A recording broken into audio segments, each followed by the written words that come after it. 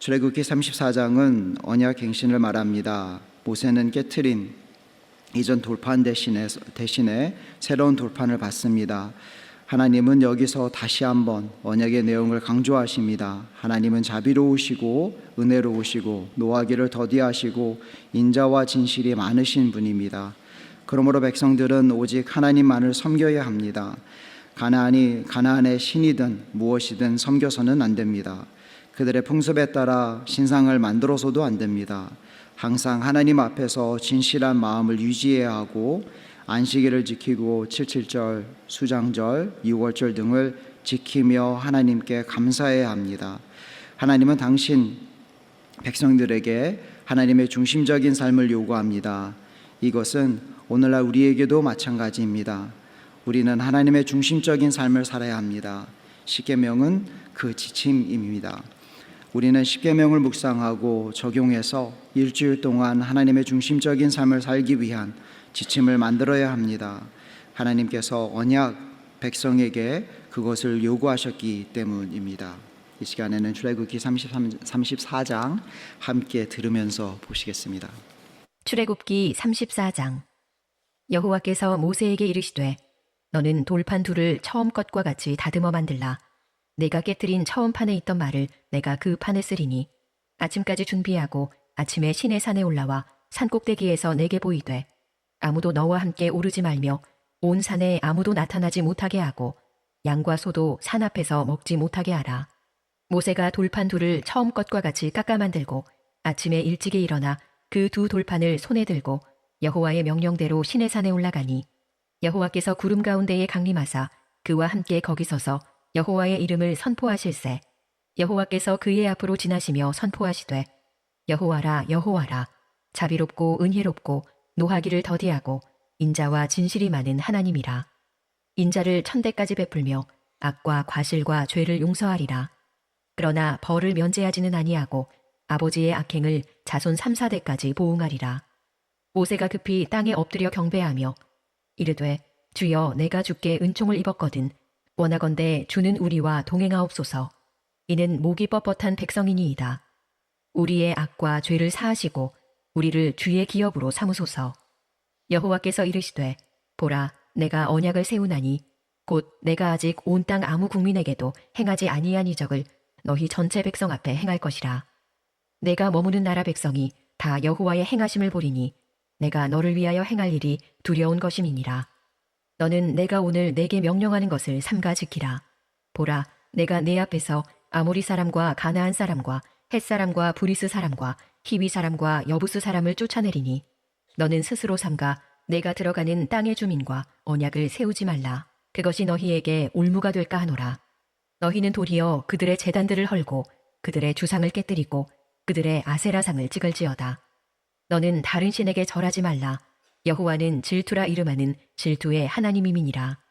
너는 삼가 그 땅의 주민과 언약을 세우지 말지니 이는 그들이 모든 신을 음란하게 섬기며 그들의 신들에게 제물을 드리고 너를 청하면 내가 그 제물을 먹을까 함이며 또 내가 그들의 딸들을 내 아들들의 아내로 삼음으로 그들의 딸들이 그들의 신들을 음란하게 섬기며 내 아들에게 그들의 신들을 음란하게 섬기게 할까 함이니라. 너는 신상들을 부어 만들지 말지니라. 너는 무교절을 지키되 내가 내게 명령한 대로 아비벌 그 절기에 이래 동안 무교병을 먹으라. 이는 내가 아비벌의 애굽에서 나왔음이니라. 모든 첫 태생은 다 내 것이며 내 가축의 모든 처음 난 수컷인 소와 양도 다 그러하며 나귀의 첫 새끼는 어린 양으로 대속할 것이요 그렇게 하지 아니하려면 그 목을 꺾을 것이며 내 아들 중 장자는 다 대속할지며 빈손으로 내 얼굴을 보지 말지니라. 너는 엿새 동안 일하고 일곱째 날에는 쉴지니 밭갈 때에나 거둘 때에도 쉴지며 칠칠절 곧 맥추의 초실절을 지키고 세 말에는 수장절을 지키라. 너희의 모든 남자는 매년 3번씩 주 여호와 이스라엘의 하나님 앞에 보일지라.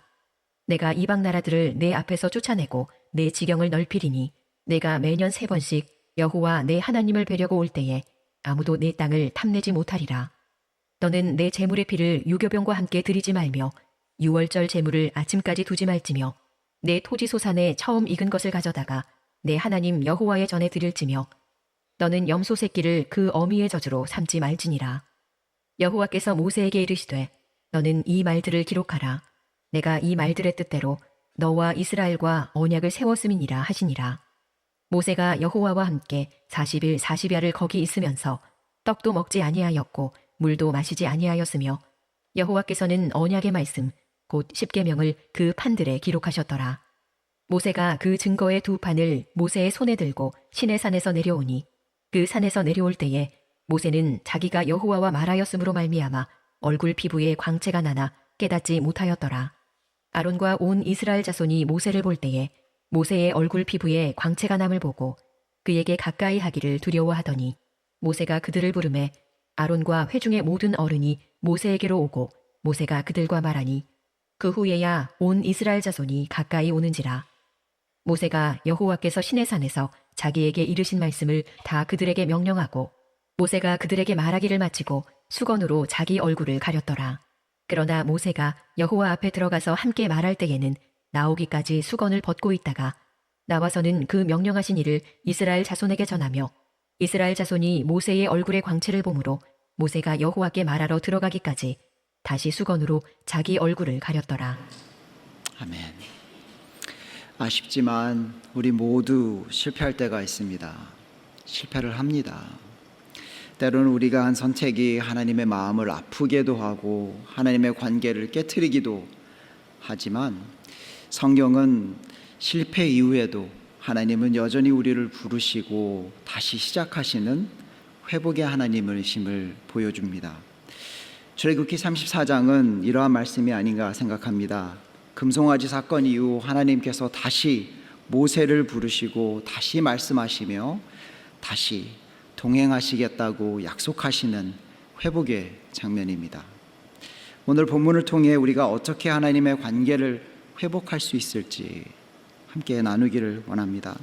첫 번째로는 하나님의 부르심에 응답해야 합니다. 하나님의 부르심에 응답할 때에 우리는 하나님의 관계에서 회복할 수 있는 시작이 될 수 있다라는 것입니다. 1절 말씀 다시 한번 보겠습니다. 1절 말씀을 보면 너는 처음 것과 같은 두 돌판을 깎아 만들라고 하십니다. 왜 두 돌판을 깎아 만들어야 했을까요? 왜 그렇게 하고 오라고 하셨을까요? 하나님께서 준비해 주신 첫 번째 돌판을 모세가 깨트렸기 때문입니다. 하나님의 백성들이 기다리지 못하고 하나님을 의지하지 못하고 우상을 만들고 그러한 모습을 보았을 때에 모세는 화로 하나님께서 준비해 주신 그 두 돌판을 깨트리게 되었다라는 거예요. 얼마가 화가 났으면 그렇게 깨트릴 수 있었을까요? 모세의 마음이 그랬다면 하나님의 마음은 또 어땠을까요? 그럼에도 불구하고 하나님께서는 모세를 이스라엘 백성을 다시 초대하십니다. 다른 기회를 주십니다.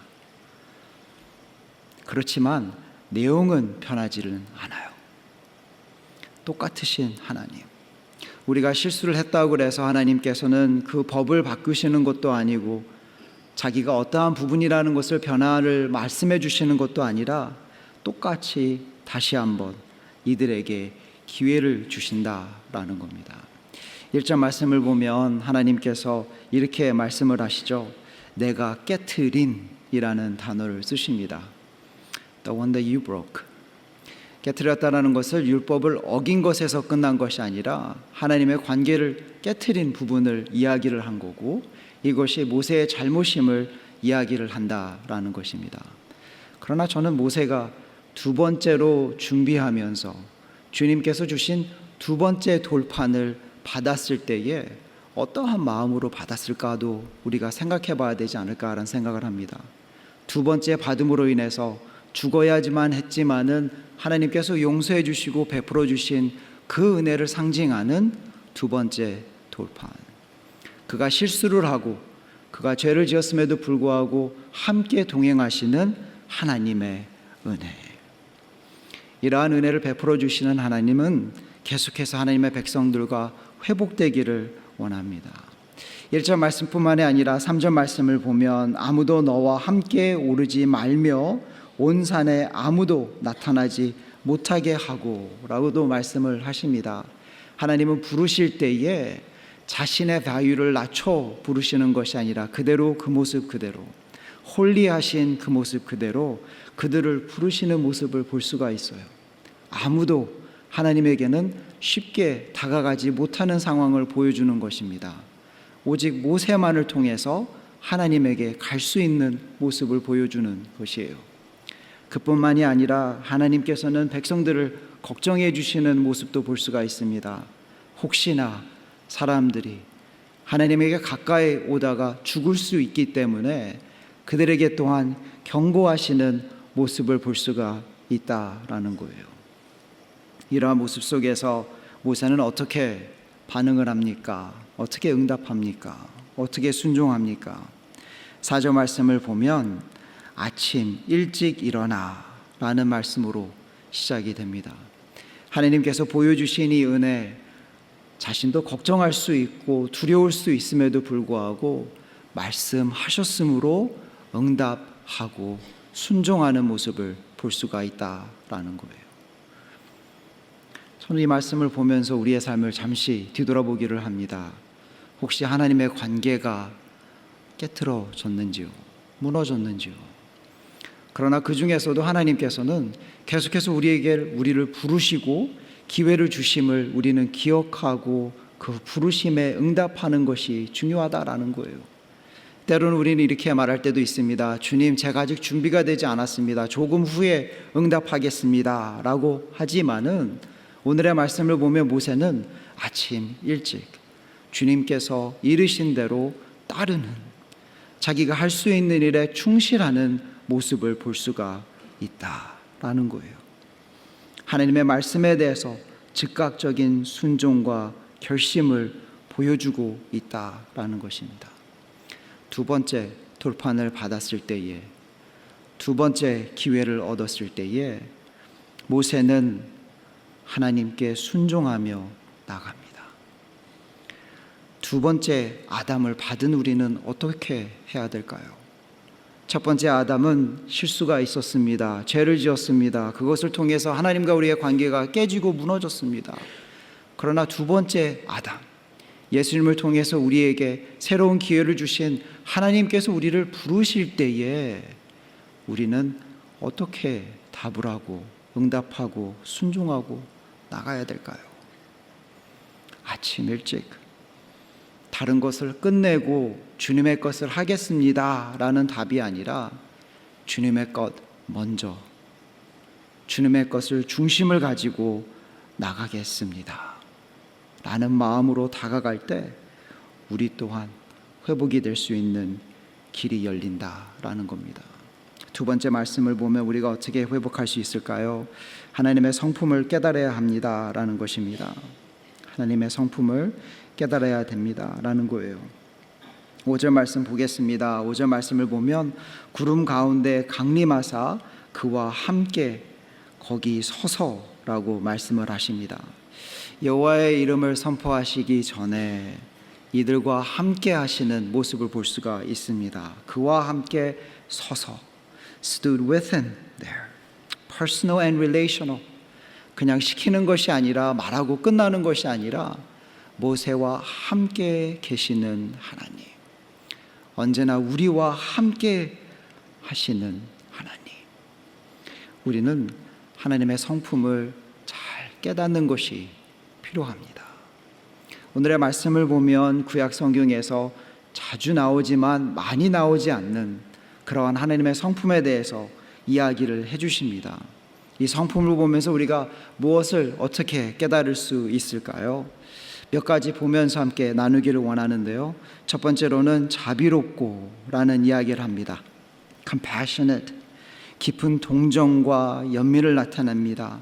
부모가 자녀에게 느끼는 본능적인 긍휼함을 이야기를 한다라는 거예요.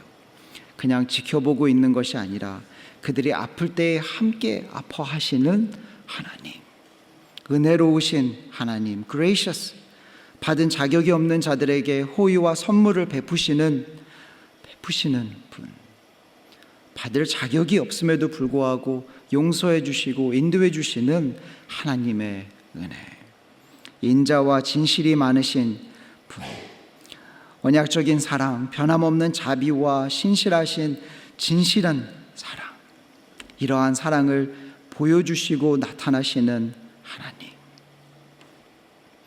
악과 과실과 죄를 용서해 주시는 하나님, 하나님은 죄인을 용서하시는 분, 아무렇게나 넘어가시는 분은 아니지만은 자비로우신 분, 벌을 면하게 하시고, 이러한 내용을 모세가 들었을 때에 이것은 그냥 인포메이션을 주는 것이 아니었다라는 생각을 하게 됩니다. 아닙니다. 모세가 이러한 말을 들었을 때, 이러한 말씀을 들었을 때에 다시 한번 하나님이 어땠는지를 기억하게 하시고, 그 기억함을 다시 한번 그의 마음으로 들어올 수 있도록, 머리에서만 끝나는 것이 아니라 마음으로 다가갈 수 있도록 기억하게 하시는 중요한 구절이다라는 거예요. 인포메이션 필요합니다. 그렇지만 삶의 변화가 있고 회복을 받기 위해서는 깨달음이 있어야 된다라는 거예요. 퍼스널하게 다가와야 된다라는 거예요. 모세가 이러한 얘기를 들으며, 자비로우신 하나님의 말씀을 들으며 어떠한 생각을 했을까요? 출애굽기 3장 7절과 8절 말씀을 보면 하나님께서 모세를 처음 부르셨을 때에 백성들의 아픔을 들으시고 건져내기를 원한다라는 말씀을 다시 기억하면서 Our God is compassionate God 이라는 마음을 기억할 수 있었다라는 거예요. 그뿐만이 아닙니다. 출애굽기 16장 4절 말씀을 보면은 하늘에서 양식을 비같이 내려주시는 하나님의 마음을 보면서 다시 한번 인자하시고 은혜로우신 하나님을 기억하게 하신다라는 거예요. 그때에 이들에게 필요한 것을 충분히 내려주신 하나님의 그 은혜를 다시 한번 기억하게 한다라는 겁니다. 출애굽기 33장에도 또한 그러한 모습을 볼 수가 있는데요, 14절 말씀을 보면 하나님께서는 이들을 용서해 주시고 다시 한번 기회를 주시는 그러한 모습을 보면서 Our God is compassionate God, merciful God, 은혜가 충만하신 하나님, 인자와 진실이 있으신 하나님, 용서해 주시는 하나님, 그러한 하나님을 깨닫게 된다라는 거예요. 우리도 하나님의 성품을 깨닫기를 바랍니다. 우리의 삶 속에서 실수가 있고 넘어질 때가 있지만 그때마다 붙잡아 주시고 이끌어 주시는 하나님, 기다려 주시고 인내하시는 하나님, 사랑으로 감싸 주시는 그때에 나와 함께 해 주신 하나님을 기억할 때에 회복이 시작이 된다라는 거예요. 어떠한 회복이 시작됐나요? 오늘의 말씀을 보면은 예배 회복이 시작되지 않았나라는 생각을 하게 됩니다. 6절 말씀뿐만이 아니라 계속해서 말씀을 보면 8절 말씀을 보면 급히 엎드렸다라고 이야기를 합니다. 이러한 말씀을 들었을 때에 다시 한번 하나님이 어떠한 분인가, 자기 삶에 어떠한 역할을 하셨는지 인도하셨는지를 기억했을 때에 그 사랑에 충만해서 그의 역할은 다른 것이 아니라 급히 엎드렸다라고 이야기를 합니다. 다른 곳에 눈치를 보면서 엎드린 것이 아니라 그의 마음에 와닿았을 때에 주님 앞에 엎드리고 경배하는 모세의 모습. 몸을 땅에 낮추는 것은 절대적인 복종과 경외의 자세입니다 라고 이야기를 합니다. 진정한 예배는 하나님의 성품을 깨닫고 우리의 마음에 와닿았을 때에 이루어진다라는 것이에요. 때로는 우리가 예배를 드리면서 다른 것을 볼 때가 있죠. 다른 것을 기억할 때가 있죠. 다른 내용으로 인해서 하나님께 예배드리지 아니하고 나의 자신을 생각할 때도 있죠. 다시 한번 주님의 성품을 기억하기를 바랍니다. 팀 켈러 목사님은 이렇게 정리해 주셨어요. Grace does not lead us to pride, but to dust, to worship. 은혜는 우리를 교만하게 하지 않고 땅바닥으로 인도한다. 예배할 수 있게. 하나님의 은혜를 받은 우리의 삶 속에서는 다른 것이 아니라 땅에 엎드려 주님만을 경배하는 삶, 회복이 되는 삶, 그러한 삶으로 이어져야 된다라는 것입니다. 세 번째로 우리는 어떻게 해야지 회복이 될 수 있을까요? 하나님의 은혜를 전해야 됩니다 라는 것입니다. 하나님의 은혜를 전해야 됩니다. 9절 말씀을 보면 모세는 혼자만의 회복에 머무르지 않고 이스라엘 백성을 위한 중보 기도를 합니다. 주는 우리 가운데서 행하옵소서. 모세는 자기와 하나님의 관계도 중요하지만은 그것에서 끝난 것이 아니라 하나님의 백성을 생각하고 리더로서 섬김이로서 이스라엘 백성들을 생각하며 주님 앞에 다가오기를 원한다라는 거예요. 나와 하나님의 관계만 스트롱하다고 해서 끝나는 것이 아니라 우리 모두가 어떻게 주님에게 함께 나갈 수 있는지를 생각하면서 나가는 것이 너무나 중요하고 그것을 위해서 간구하는 것이 너무나 중요하다라는 거예요. 우리의 삶 속에서도 나만을 위한 기도할 때가 필요합니다. 그렇지만은 오직 진정한 회복은 거기에서 끝나는 것이 아니라 함께 우리가 어떻게 나갈 수 있을지 함께 주님 앞에 나아가는 간구가 필요하다라는 거예요. 출애굽기 33장에서 하나님이 더 이상 함께 하지 않겠다라는 것에 대한 모세의 지속적인 중보를 하는 것입니다. 우리와 함께 하여 주시옵소서. 우리 가운데 행하여 주시옵소서. 임마누엘 하나님께서 우리와 함께 하여 주시옵소서. 그러나 기도의 내용과 말씀을 보았을 때에는 모세는 이 사람들의 부족함도 정직하게 이야기를 합니다. 얼마나 죄인인가도 이야기를 해요. 부족함만 이야기하는 것이 아니라 하나님의 필요함도 이야기를 합니다.